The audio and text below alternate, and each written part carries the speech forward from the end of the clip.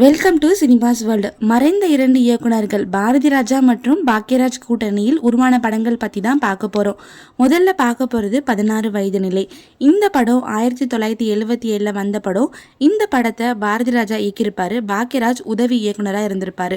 பாக்யராஜ் என்ற திறமையை முதலில் கண்டுபிடித்தவர் பாரதி ராஜா தான். இந்த படம் தான் தமிழ் சினிமாவையே மாற்றியது. அதாவது பெரும்பாலான படங்கள் ஸ்டூடியோவில் எடுக்கப்பட்ட நிலையில் உண்மையான கிராமங்களில் படமாக்கப்பட்டது. 2வது படம் கிழக்கே போகும் ரயில் 1978 வெளிவந்தது. முதல் படம் வெற்றி அடைந்ததை தொடர்ந்து பாரதி ராஜா மீண்டும் கிராம கதையை தேர்ந்தெடுத்தார். இந்த படத்திலும் பாக்யராஜ் உதவி இயக்குனராகவும் பணியாற்றினார். சில காட்சிகளில் வசனங்களிலும் இருந்ததாக சொல்லப்படுகிறது. இந்த படத்துக்கு பிறகுதான் பாக்யராஜுக்கு தனியாக கதை சொல்லும் திறமை இருக்குன்னு பாரதி ராஜா உணர ஆரம்பித்தார். 3வது படம் சிகப்பு ரோஜாக்கள். இந்த படம் 1978 வெளிவந்தது. இந்த படம் தான் இருவரின் கூட்டணியில் மிகப்பெரிய மைல்கல். அப்போது பாரதி ராஜனாலே கிராம கதைகள் தான் என்று நினைத்தனர். அந்த விமர்சனத்தை உடைச்சு நகர பின்னணியில் ஒரு சைக்காலஜிக்கல் த்ரில்லரை இயக்க முடிவு செய்தார். இந்த படத்தோட உதவி இயக்குனர் பாக்யராஜ் மற்றும் ஒரு சிறிய வேடத்திலும் நடிச்சிருப்பாரு. 4வது படம் புதிய வார்ப்புகள். இந்த படம் 1979 வெளிவந்துச்சு.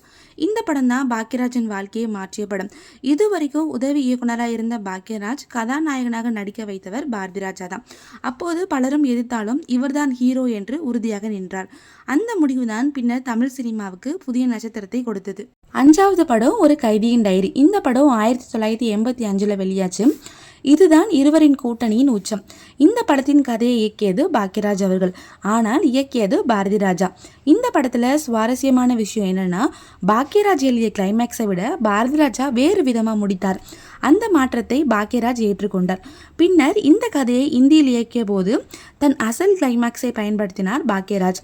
இந்த படம் 175 நாட்கள் ஓடி மிகப்பெரிய வெற்றி பெற்றது. இவங்க கூட்டணியில் உங்களுக்கு பிடிச்ச படம் எதுன்னு கமெண்ட் பாக்ஸில் கமெண்ட் பண்ணுங்கள். இந்த மாதிரி சினிமா நியூஸ் தெரிஞ்சுக்க நம்மளோட சேனலை சப்ஸ்கிரைப் பண்ணிக்கோங்க. தேங்க்யூ.